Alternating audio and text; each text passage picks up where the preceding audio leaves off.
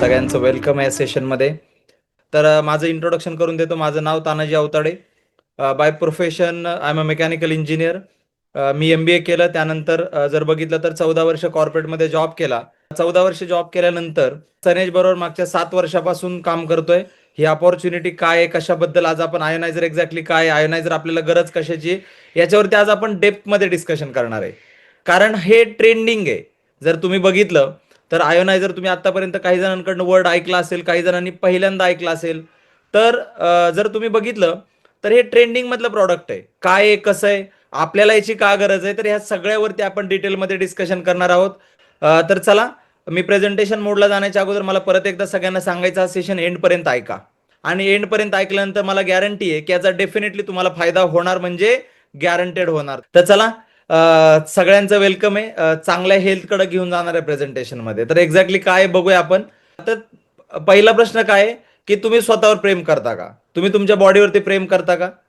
मला जेव्हा हा प्रश्न विचारला, मी विचारला हा काय प्रश्न आहे. सगळेच आपल्या स्वतःवरती प्रेम करतात, हे नो. असं कुणीच नाहीये ज्याला आपण स्वतः आवडत नाही. प्रत्येक जण आपण आपल्या स्वतःवरती प्रेम करतो. पण जसं तुम्ही इथं बघितलं, इथे एक शब्द लिहिला की आपली रिअल वेल्थ काय, आपलं रिअल ॲसेट काय, तर ती आपली हेल्थ आहे. आपली बॉडीच आपली रिअल वेल्थ आहे. मग याचं व्हॅल्युएशन खूप मोठं आहे. पण आपण सगळेजण कशाच्या पाठीमागे पडलोय? पैसा कमवायचा आहे, घर घ्यायचंय, कार घ्यायची, फॉरेनला जायचंय, ह्या सगळ्याच्या पाठीमागे आपण पडलोय. पण मेन जिथं आपला फोकस पाहिजे तो म्हणजे आपली हेल्थ. तर तिथं आपला पाहिजे तेवढा फोकस नाहीये. मग जर बघितलं तर ओव्हरऑल बघितलं तर मग याच्यामुळे काय झालं, आपले लाईफ स्पॅन रिड्यूस व्हायला लागले. पूर्वी जर बघितलं तर लोक 150 वर्ष जगायची, ते 120 वरती आले, मग 100 वरती आले, मग 80 वरती आले. आणि त्याच्या पुढे जाऊन आज जवळजवळ 50-60 वरती येऊन आयुष्य येऊन थांबलंय. का झालंय असं? याचं कारण आहे, जे 150 वर्ष लोक जगत होते ते क्लीन एअर ब्रीथ करत होते, चांगली हवा घेत होते, चांगलं पाणी पित होते. कारण त्यावेळी झरण्याचं पाणी असायचं, चांगलं शुद्ध पाणी प्यायला मिळायचं. आणि त्याचबरोबर हेल्दी फूड खायचे. पण लाईफ स्पॅन रिड्यूस का झाला, याचं कारण काय? आज आपलं बघा, आपलं लाईफ स्पॅन रिड्यूस का होताना दिसतंय? कारण आपण जी हवा ब्रीथ करतोय, तर ही पूर्ण हवा जर आज बघितलं तर ती दूषित आहे, पोल्युटेड आहे. Yes or no? त्याचबरोबर जे पाणी पितोय, किती येस. जणांना वाटतं आपलं पाणी लय चांगलं आहे? अजिबात नाहीये. आणि त्याचबरोबर आपण नाहीये. सगळेजण जे फूड खातोय, शेतकरी शेतामध्ये फर्टिलायझर टाकल्याशिवाय, पेस्टिसाइड टाकल्याशिवाय पिकवत नाहीये. आणि तेच आपण सगळेजण खातोय, म्हणजे आपलं फूड पण चांगलं नाहीये. आणि हे मेन रिझन आहे की आपला लाईफ स्पॅन कमी व्हायला लागलाय. मग जर बघितलं, ह्या 3 गोष्टी ज्या समजवल्या, हवा समजवली, पाणी समजवलं आणि फूड समजवलं, याच्यामध्ये सगळ्यात जास्त इम्पॉर्टंट काय, तर आपल्या लाईफमध्ये सगळ्यात जास्त इम्पॉर्टंट आहे ते म्हणजे पाणी. का? ते आपण पुढे अंडरस्टँड करणार आहे. कारण आपली जी बॉडी आहे मित्रांनो, ही बॉडी पंचमहाभूतांनी बनलेली आहे. पाण्यापासून बनली, अर्थ पासून म्हणजे पृथ्वीपासून, जल, वायू, अग्नी, आकाश आपण ज्याला म्हणतो, याच्यापासून आपली बॉडी बनली. पण याच्यामध्ये जे मेजर कॉन्ट्रीब्युशन आहे ते पाण्याचं आहे. आपल्या शरीरामध्ये 72% पाणी, किडनीमध्ये 70% पाणी, डोळ्यामध्ये 95% पाणी, ब्लडमध्ये 95% पाणी, ब्रेनमध्ये 85%, 85% पाणी, लिव्हरमध्ये, हार्टमध्ये 79% पाणी, हाडांमध्ये सुद्धा जवळजवळ 22 ते 27% पाणी आहे मित्रांनो. मग बॉडीमध्ये 72% पाणी आहे. म्हणून मी म्हणलं की पाणी हा सगळ्यात मेन घटक आहे आपल्या बॉडीमधला. मग पाणी काय रोल जर बघितलं आपल्या याच्यामध्ये करतो, तर न्यूट्रिएंट्स कॅरी करायचं काम करतं पाणी बॉडीमध्ये. ऑक्सिजन सेल्सला देण्याचं पण काम करतं पाणी. कारण पाणी असा घटक आहे बॉडीमध्ये, ट्रान्सपोर्टेशन म्हणून काम करतो. तुमच्या बॉडीचं टेम्परेचर रेग्युलेट होण्यासाठी पाणी काम करतं. बॉडीला जे ऑर्गन आहेत आपले, त्यांना प्रोटेक्ट करण्यासाठी, त्यांना कुशन म्हणून पाणी काम करतं. त्यानंतर जॉईंट्सला कुशन म्हणून काम करतं. जे आपलं फूड आपण इंटेक करतोय, याला एनर्जीमध्ये कन्वर्ट करण्याचं काम पण पाणीच करतं. मग त्या जर बघितलं तुम्ही, बॉडीमध्ये जे न्यूट्रिएंट्स गेलेत ते ऍब्सॉर्ब करण्याचं काम पण पाणीच करतं. आणि म्हणून पाण्यामध्ये ऍब्सॉर्प्शन कपॅसिटी असली पाहिजे, तरच ते बॉडीमध्ये गेल्यानंतर जे फूडची एनर्जी कन्वर्ट झाली किंवा आपल्या बॉडीला लागणारे न्यूट्रिएंट्स ऍब्सॉर्ब करण्याची कपॅसिटी तेव्हाच तयार होते, जेव्हा पाण्यामध्ये पण मायक्रो न्यूट्रिएंट्स आहेत किंवा पाणी पण मायक्रो क्लस्टर असलेले घटक आहेत, जे त्या अन्नाला किंवा त्या न्यूट्रिएंट्सला ऍब्सॉर्ब करून आपल्या बॉडीला देऊ शकतात, सेल्सला देऊ शकतात. आणि बॉडीमध्ये जे वेस्ट आहे, जे आपण खाल्ल्यानंतर काही सगळंच आपलं ऍब्सॉर्ब होत नाही किंवा सगळंच यूज केलं जात नाही, त्यातलं जे काही बाहेर टाकायचंय बॉडीमधून, जे आपल्याला आउट करायचंय, डिटॉक्सिफाय करायचंय, ते वेस्ट रिमूव्ह करण्यासाठी सुद्धा पाणीच काम करतं.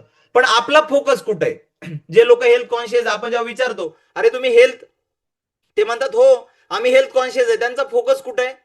मिल वरती.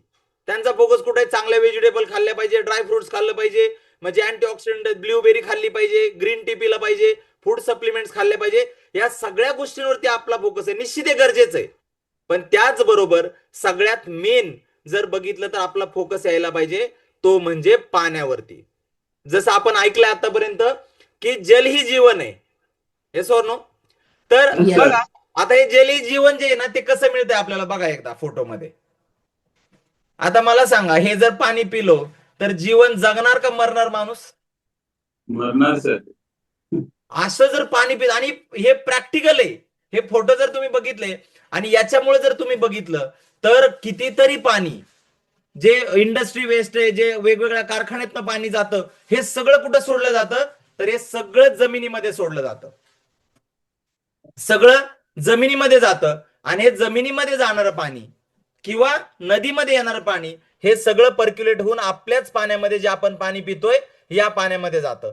मग हे वॉटर पोल्युशनने किती इम्पॅक्ट होतात बघा. हे सायकल आहे, आपल्याला माहिती, पावसाचं सायकल, जलचक्र आपण ज्याला म्हणतो, की पाऊस पडतो, पाऊस पडल्यानंतर ते जमिनीत पर्क्युलेट होतं, त्याच्यातूनच समुद्रामध्ये जातं, तिथूनच बाष्पीभवन होतं आणि परत पाऊस पडतो. मग मला सांगा, या सर्कलमध्ये जर पाणी पोल्युटेड असेल, त्याची जरी वाफ झाली, त्याचं बाष्पीभवन झालं, तरी पोल्युटेडच पाणी खाली पडणार का नाही पडणार?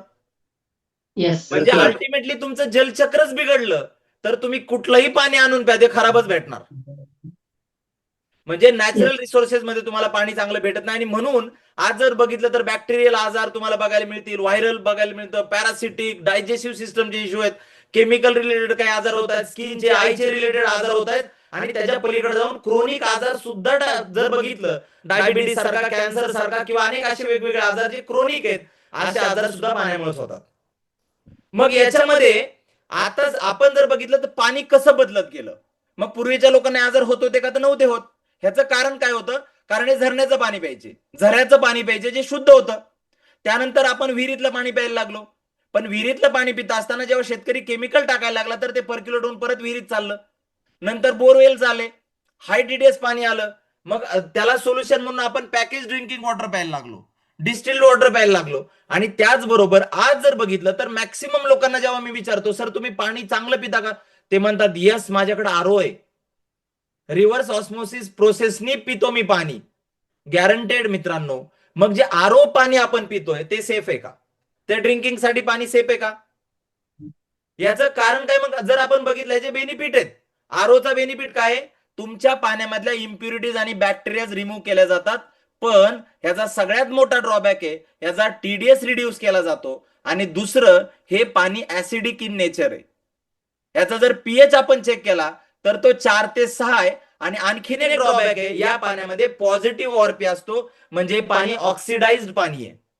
जे मी मगाशी सांगितलं की अँटीऑक्सिडंट पाहिजेत, मायक्रो क्लस्टर पाण्यामध्ये पाहिजे, कारण खाल्लेलं अन्न, जे फूड, त्याच्यातली एनर्जी ऍब्सॉर्ब करण्यासाठी आणि ते सेलला देण्यासाठी मायक्रो क्लस्टर आणि अँटीऑक्सिडंट पाहिजेत, ते या पाण्यामध्ये मिळत नाहीयेत.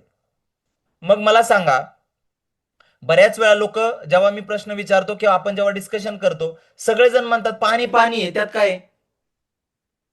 बरोबर ना? पाणी पाणी आहे, त्याच्यात वेगळं काय आहे? पण तसं नाहीये मित्रांनो. रिअल फॅक्ट ही आहे, टॅपचं वॉटर वेगळे, विहिरीतलं पाणी वेगळे, बॉटल वॉटर वेगळे, स्प्रिंगचं पाणी वेगळे, ग्लेशियर वॉटर जे हिमनद्यांमधून येणार पाणी वेगळे. आणि याच्यामध्ये असे काही पाणी आहेत जे सायंटिस्ट लोकांनी प्रूव्ह केलेत, जे हेल्दी पाणी आहेत, जे आपल्यासाठी गरजेचे आहेत, त्याला लाईव्ह वॉटर पण म्हणतात. आणि आपण जे आता पाणी पितोय याला डेड वॉटर सुद्धा म्हणतात, मृत पाणी सुद्धा म्हणतात. कारण याच्यामध्ये ना न्यूट्रिएंट्स आहेत, याच्या मायक्रो क्लस्टर ना याच्यामध्ये अँटीऑक्सिडंट काहीच नाहीये. प्लस हे पाणी ऍसिडिक आहे, याच्यामुळे हे पाण्याला मृत पाणी सुद्धा आता म्हणलं जातं. पण जगात असे काही पाणी आहेत ज्याला हेल्दी पाणी म्हणतात.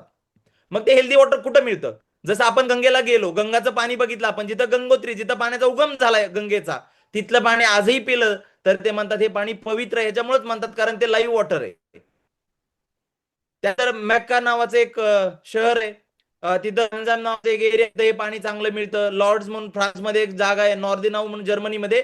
आणि मी नाही सांगत आहे, हे सायंटिस्ट लोकांनी प्रूव्ह केलं की इथले पाणी हेल्दी आहेत. आणि म्हणून इथल्या जर लोकांना आपण बघितलं तर 120 125 वर्ष जगणारी लोक तुम्हाला बघायला मिळतील ऍव्हरेज. मग आपण जे पाणी पितोय या 4 प्रकारापैकी आपलं पाणी डेड आहे का चेक करा. त्यांनी जे तुम्ही जर हे या प्रेझेंटेशन एंड पर्यंत बघितलं तर तुम्हाला कळेल आपण डेडच पाणी पितोय. काही लोकांकडे आरो पण नाहीये, प्युरिफाईड पण पाणी नाहीये, हे लोक डर्टी वॉटर पितात. त्यामध्ये इम्प्युरिटीज बॅक्टेरिया तशा बॉडीत जातात. तुम्ही बघा पाऊस पडला की व्हायरल व्हायला लागतात. का होतात? कारण या पाण्यामध्ये बॅक्टेरिया येतात आणि आपल्याला व्हायरल करून जातात. क्लीन वॉटर आहे तुमचं, आरोचं जर पाणी आहे तर तुम्ही क्लीन वॉटर पिताय. पण माझा प्रश्न आहे की तुम्ही हेल्दी वॉटर पिताय का?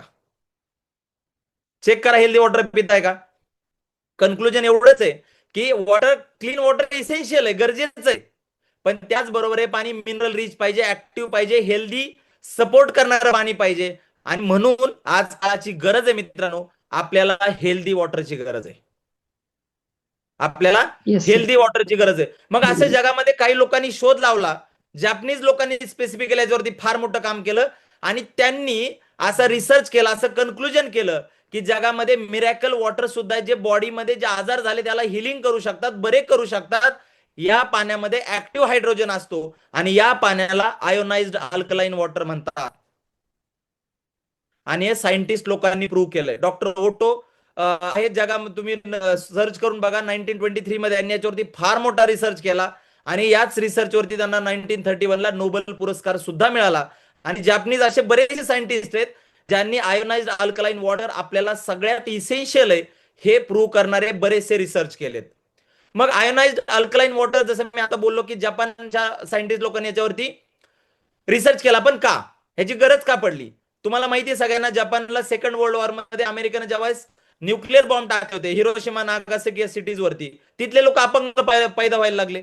नेक्स्ट जनरेशन अपंग झाल्या. पाऊस पडायला लागला तरी, जसं मी जलचक्र समजवलं तसं पावसातलं पाणी सुद्धा पडल्यानंतर ते ऍसिड रेन म्हणून डिक्लेअर झालं. कळलं, हवा चांगली पाहिजे, जेवण चांगलं पाहिजे, पाणी चांगलं पाहिजे. पण पाणी चांगलं नाही तर सगळंच बिघडणार आहे. म्हणून जापनीज लोकांना कळलं की आपलं पाणी ओरिजिनल स्टेटला आणलं पाहिजे आणि म्हणून यांना कळलं की आता अल्कलाइन गोष्टीची गरज आहे. 1974 ला याच्यावरती रिसर्च झाला आणि यांनी एक अशी मशीन डिझाईन केली जी मशीन हॉस्पिटलमध्ये इम्प्लिमेंट केल्या. कारण जे लोक आजारी लोक हॉस्पिटलमध्ये येत होते त्या आजारी लोकांनी ते पाणी पिल्यानंतर असं लक्षात आलं डॉक्टरांना की लोक लवकर रिकवर होत आहेत. पण जे लोक घरी गेल्यानंतर त्यांना परत त्या पाण्याची गरज भासायला लागली, म्हणून ते लोक हॉस्पिटलमधून रांगा लावून पाणी घ्यायला लागले. आणि त्याच्यानंतर 1994 ला असं लक्षात आलं की या मशीनचं कमर्शियलायझेशन होण्याची गरज आहे आणि त्याच्यानंतर हे मशीन घरोघरी डोमेस्टिक अप्लायन्सेस म्हणून पण डेव्हलप केलं गेलं. भारतामध्ये पण हे बऱ्याच दिवसापासून आलं आणि असंच अल्कलाइन वॉटर, ज्याला आपण बॅक टू ओरिजिन म्हणतो, अल्कलाइन वॉटर म्हणजे आपला जो नॅचरल रिसोर्स होता 50 वर्ष, 70, 80, 100 वर्षापूर्वी आपण जे झऱ्याचं पाणी पिल्यानंतर जे फील यायचं ते बॅक टू ओरिजिन आणण्याचं काम आपल्या कंपनीनं केलं मित्रांनो. आणि मला तुम्हाला सांगायला आवडेल, आपले जे आयोनायझर्स आहेत ते 2 प्रकारचे आयोनायझर आहेत आणि हे आयोनायझर ज्या कंपनीच्या माध्यमातून आपण बघतोय त्या कंपनीचं नाव आहे मित्रांनो सनेज केअर इंडिया प्रायव्हेट लिमिटेड. आणि या कंपनीच्या माध्यमातून आपण 2 आयोनायझर, 2 मॉडेल आपण लॉन्च केलेत. त्यातलं पहिलं मॉडेल आयोनायझर प्रो आणि दुसरं मॉडेल आहे मित्रांनो आयोनायझर मॅक्स. तर बघूया आपण काय आयोनायझर प्रो आणि आयोनायझर मॅक्स. तर हे 2 मशीन आहेत ज्याच्यामध्ये एक 7 प्लॅटिनम कोटेड टिटॅनियम प्लेट्स आहेत, दुसऱ्यामध्ये 11 प्लॅटिनम कोटेड टिटॅनियमच्या प्लेट्स आहेत. मग आता प्लॅटिनम महाग आहे सगळ्याला माहिती आहे, सोनो सोन्यापेक्षा पण जास्त भाव आहे. आणि हे प्लॅटिनम कोटेड जे आहे टिटॅनियम वरती, टिटॅनियम हे नोबल मेटल आहे जे हाय टेम्परेचर वरती काम करतं. याच्यावरती जे कोटिंग आहे या कोटिंग मधून इलेक्ट्रोलायसिस प्रोसेस होते, त्याच्यातून करंट पास केला जातो आणि ऍसिडिक पाणी वेगळं केलं जातं आणि अल्कलाइन पाणी वेगळं केलं जातं. मी तुम्हाला पुढच्या स्लाइडवरती डिटेलमध्ये थोडंसं समजवणार आहे. पण ही मशीन आज जर बघितलं तर क्लिनिंग मशीनचं जे सेल्फ क्लिनिंग आहे याच्यामध्ये आतापर्यंत इंडियातली industry best auto cleaning system आहे आपल्या मशीनमध्ये. त्याचबरोबर हे मेडिकली प्रूव्हन जे पाणी म्हणतो आपण ते मेडिकली अप्रूव्ड पाणी, ते सर्टिफिकेशन ISO 1348 आपल्या 85 आपल्याकडे आहे.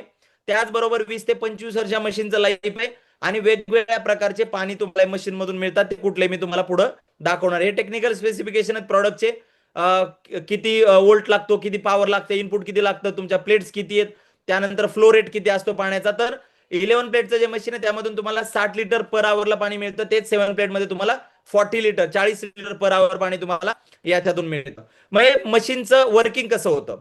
बरेच लोक म्हणतात मग ह्याच्यात काही जादू आहे का? तुम्ही आतापर्यंत सांगितलं पाणी पोल्युटेड आहे सगळं आजूबाजूला आहे आणि मग तुम्ही म्हणताय मशीन मधलं पाणी तर भारी आहे, ह्याचं कारण काय आहे? तर इथं बघा, टॅप वॉटर मधनं पाणी प्रायमरी फिल्टरला गेलं आणि याच्यामध्ये ह्या प्लेट्स दिसत आहेत तुम्हाला. माझा कर्सर जर तुम्हाला दिसत असेल तर या प्लेट्स आहेत. या प्लेट मधून जेव्हा हे पाणी पास होतं तुम्हाला इथं दिसत असेल, ह्या इथून इलेक्ट्रिक करंट पास केल्यामुळं ऍसिडिक पाणी एका बाजूला गेलं आणि आपल्याला रिक्वायर्ड जे पाणी ते तुम्हाला अल्कलाईन पाणी एका बाजूला मिळायला लागलं. मग जेवढ्या पीएचचं पाणी तुम्हाला एक्सपेक्टेड आहे तेवढ्या पीएचचं पाणी तुम्हाला अल्कलाईन त्या पद्धतीनं जसं जसं करंट पास केला जातो, जे व्होल्टेज पास केले जातात त्याप्रमाणे याच्यामध्ये आयोनायझेशनची प्रोसेस होते आणि त्या पीएचचं पाणी तुम्हाला मिळायला लागतं. हे तुम्हाला इथं प्लॅटिनम प्लेटचे डिझाईन पण दिसतील. अशा पद्धतीच्या डिझाईन या मशीन मध्ये असतात. तर हे काही म्हणजे जादू नाहीये, हे सायन्स आहे. तानाजी सर म्हणजे पाणी एक प्रकारचं छानलं जातं बरोबर. Yes sir. म्हणजे ऍसिडिक आणि अल्कलाईन वॉटर जसं आपण एखादं पीठ चालतो चहा चालतो तशा टाईपने डिवाइड केलं जातं. Yes sir. हेच गोष्ट आरो मध्ये होत नाही, ते पूर्णपणे पाणी पुढं सोडतं म्हणजे तुमच्या बरोबर. गाळणीतून पाणी पूर्ण पुढं सोडतं.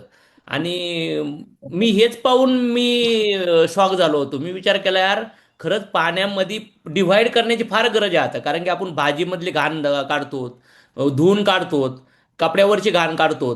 तर मग पाण्यात आज जे साठलं गेलंय मग हे घाण काढण्यासाठी ही टेक्नॉलॉजी आली बरोबर ना.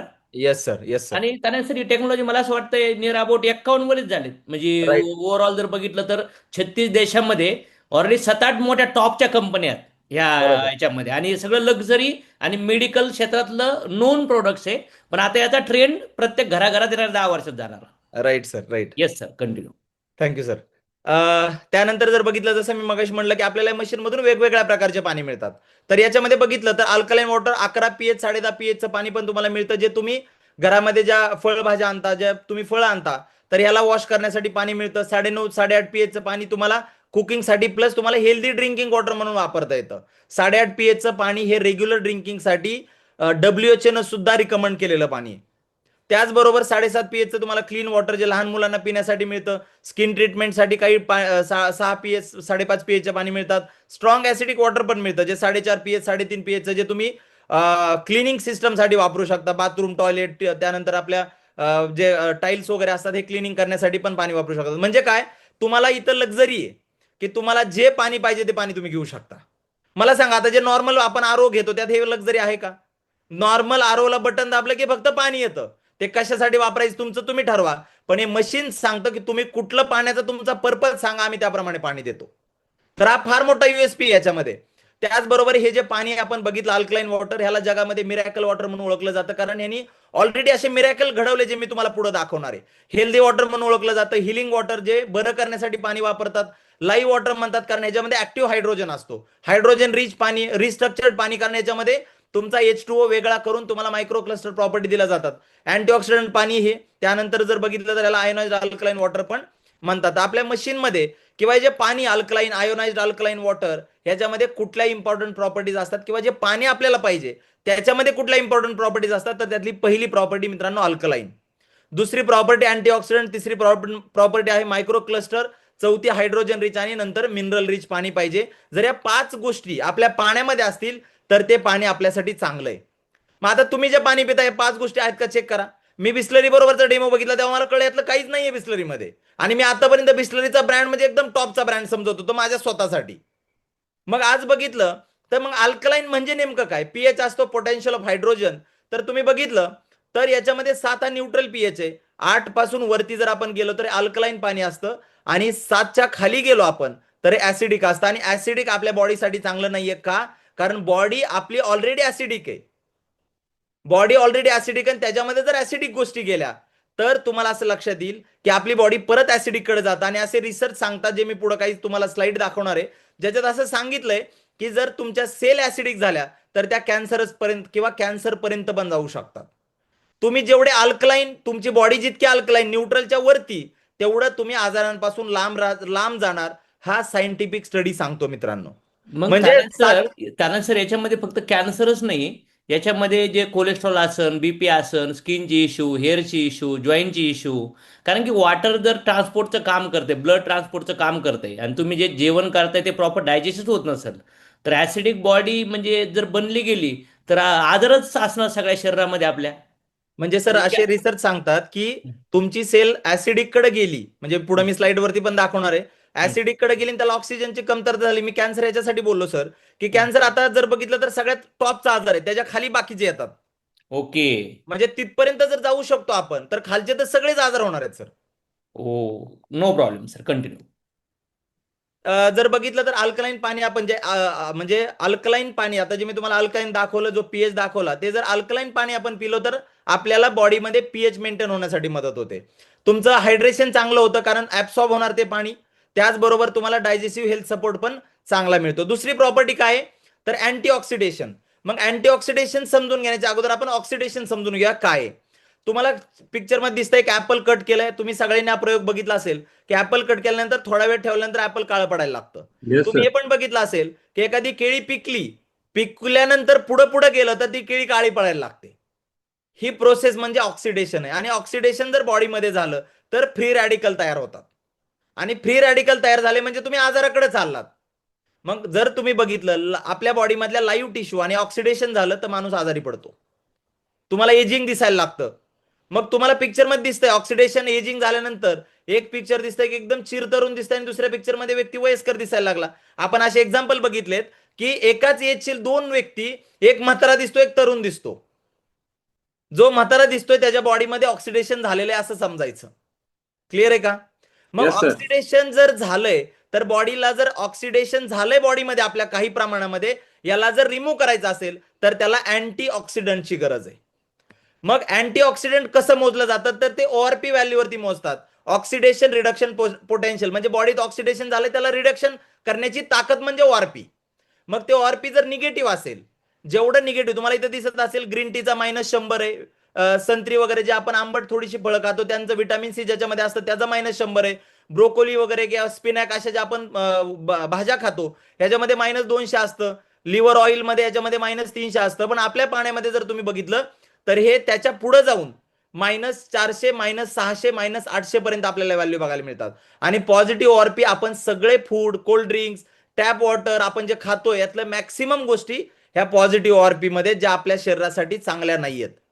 मग जर बघितलं तर असं म्हणतात की एक ग्लास अल्कलाईन वॉटरचा जर आपण पिलो तर 16 cup green tea, 1 kilo blueberry आणि 5 किलो ब्रोकोली, त्याच्याबरोबर काही गाजर, 30-40 ऍपल खाण्यासारखं आहे. एक ग्लास पाणी, एवढे हायर लेवलचे अँटीऑक्सिडंट आहे त्याच्यामध्ये. आणि याचे सगळ्याचे डेमो होतात, हे प्रूव्हन आहे. ह्याच्या व्हॅल्यूज तुम्हाला बघायला मिळतात की ह्याच्यामध्ये किती percentage of ORP value millivolt मध्ये तुम्हाला ते बघायला मिळतं. त्याचे डेमो ऑलरेडी आपण रेकॉर्ड केले, ते तुम्ही जाऊन डिटेलमध्ये परत बघू शकता. तिसरी प्रॉपर्टी मायक्रो क्लस्टरिंग, जे मगाशी मी सर पण बोलले, मी पण बोललो की आपल्या बॉडीमध्ये जे अन्न गेलंय त्यातली एनर्जी ऍब्सॉर्ब करायची असेल आणि ती आपल्या सेलला द्यायची असेल, आपल्या सेलपर्यंत पाणी घेऊन जायचं असेल तर ते पाणीच घेऊन जातं. मग मला सांगा, नॉर्मल वॉटरमध्ये जर असा मोठा मॉलिक्यूल असेल, एकत्र आलेले असे H2O चे एकत्र मॉलिक्यूल असतील तर ते ऍब्सॉर्ब करून घेतील का? ते ऑलरेडी डेन्स्ड आहेत. म्हणून जर बघितलं तर आपल्या बॉडीमध्ये जे आपण नॉर्मल पाणी पितोय फक्त 15% ऍब्सॉर्ब होतं, 85% पाणी वेस्ट जातं. आणि हेच आयोनाइज्ड वॉटर, हे मॉलिक्यूल 4-6 मॉलिक्यूल मध्ये कन्वर्ट झाल्यामुळं हे पाणी बॉडीमध्ये जवळजवळ 85% ऍब्सॉर्ब होतं. विचार करा, जर पाणी एवढं आपल्या बॉडीमध्ये तर हायड्रेशन राहणार, पाणी आपल्या बॉडीमध्ये कंटिन्यू मेंटेन राहणार, आणि ते अँटीऑक्सिडंट पाणी, अल्कलाईन पाणी, तर बॉडी आजारांपासून लांब जाणार का नाही जाणार मला सांगा? गॅरंटेड जाणार. मग हायड्रोजन रिच, तुम्ही जर हे पाणी बघितलं तर तुम्हाला डेमो बघायला भेटेल की त्याच्यामध्ये तुम्हाला लाईव्ह हायड्रोजन बघायला मिळतो. प्लस इथं तुम्हाला पिक्चर मध्ये दिसतंय की या लाईव्ह हायड्रोजन याच्यामध्ये तुम्हाला बबल्स दिसत असतील, क्लीन वॉटरमध्ये तुम्हाला काहीच दिसणार नाही. त्याचबरोबर हायड्रोजन रिच, हायड्रोजनचे भरपूर फायदे आहेत. तुम्हाला फटीग, स्ट्रेस पासून लांब ठेवतं, तुमचे सेल्युलर हेल्थ वरती काम करतं, जे बॉडीमध्ये फ्री रॅडिकल तयार झाले त्याला रिमूव्ह करण्यासाठी काम करतं, तुमची एनर्जी लेवल वाढण्यासाठी काम करतं, तुमच्या मसल जॉईंट वरती सुद्धा हायड्रोजन फार हायर लेवलला काम करतो. म्हणून पाणी हायड्रोजन रिच पाहिजे. आणि त्याचबरोबर वेगवेगळे मिनरल्स, कारण आपली बॉडी जसं म्हणलं पंचमहाभूतांनी बनली आहे. जे अर्थ म्हणतो आपण, जे पृथ्वी म्हणतो, पृथ्वीतनं काय येतं बॉडीमध्ये तर मिनरल्स येतात. पण आपण जे पाणी पितोय, जर आरो केला तुम्ही आणि पाण्याचा टीडीएसच 20 आहे, मग त्यात जर टोटल डिझॉल्व मटेरियलच नाहीये तर आपल्या बॉडीला काय मिनरल्स भेटणार? तर आपल्या बॉडीला जर बघितलं तर calcium, magnesium, iron, sodium, copper, zinc हे मिळत नाही. म्हणून तुम्हाला हे माहितीये का की ऑलरेडी डॉक्टरांकडे गेलं, डॉक्टर म्हणतात तुमच्या बॉडीमध्ये कॉपर कमी आहे, झिंक कमी आहे, त्यानंतर कॅल्शियम कमी झालंय, मॅग्नेशियम कमी झालंय. ऐकलंय तुम्ही हे? Yes sir, yes sir. हे Yes, का? sir. Yes. कारण जे पाणी पितोय आपण याच्यामध्ये ऑलरेडी एवढा लो टीडीएस आहे की त्या पाण्यातून आपल्याला कुठलेच मिनरल्स मिळत नाही. इथं तुम्हाला मॉडरेट रेंज म्हणजे 50 पासून 150 पर्यंतचा टीडीएस मिळतो, ज्याच्यातून पाहिजे ते मिनरल्स तुम्हाला बॉडीला मिळतात मित्रांनो. मग आता जर बघितलं तर नॉर्मल आरो वॉटर हे फक्त फ्री फ्रॉम कॉन्टॅक्ट म्हणजे ज्याच्यात काहीच इम्प्युरिटीज नाहीयेत, पण याच्यामध्ये कुठलेच मिनरल्स नाहीयेत. पण हेच आपण अल्कलाईन पाणी पिलो तर तुम्हाला ते सगळे मिनरल्स मिळू शकतात. मग बेनिफिट काय आहेत आयोनाइज पाणी पिण्याचे? अँटी एजिंग होऊ शकतं, तुम्ही तरुण दिसू शकता, तुमची बॉडी डिटॉक्सिफाय होण्यासाठी मदत होते, न्यूट्रलाइज होतं, ऍसिडिटी कमी होते. आता बघा नॉर्मल सगळ्यांना ऍसिडिटी आहे, yes or no? Yes sir. जेवलं की ऍसिडिटी व्हायला Yes. लागते, नाही जेवलं तरी ऍसिडिटी होते. काही खाल्लं, असे स्पेसिफिक पदार्थ खाल्ले, पोहे खाणारे न खाणारे तर किती लोक आहेत आता, ते म्हणतात नको ऍसिडिटी होते. म्हणजे ऍसिडिटी कमी होऊ शकते, तुमचं इम्युनिटी बुस्टिंग म्हणून हे पाणी काम करू शकतं, तुमच्या स्किनला हायड्रेट करण्यासाठी काम करतं, हेअर ग्रोथ वरती, वेट लॉस वरती, हार्ट हेल्थ वरती, ब्लड प्रेशर, डायजेस्टिव्ह हेल्थ वरती, त्यानंतर तुमचे मसल जॉईंटचे डिस्कम्फर्ट आहेत जे हेल्दी बोन व्हायला पाहिजे त्याच्यावरती हे पाणी काम करतं, तुमच्या बॉडीला एनर्जी देण्याचं काम करतं, मेमरी लॉस.